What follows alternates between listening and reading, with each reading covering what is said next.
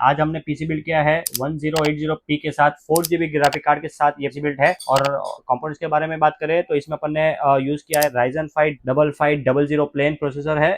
और इसमें अपन ने बोर्ड पेयर किया है B450M के DDR4 बोर्ड है। और इसमें 16GB XPG की रैम रहेगी। इसमें 512GB NVMe की SSD भी रहेगी। और इसमें ग्राफिक कार्ड के बारे में बात करें तो इसमें इसमें अपन ने यूज किया है RX 6500 XT का 4GB ग्राफिक कार्ड है। और ये OC एडिशन भी है।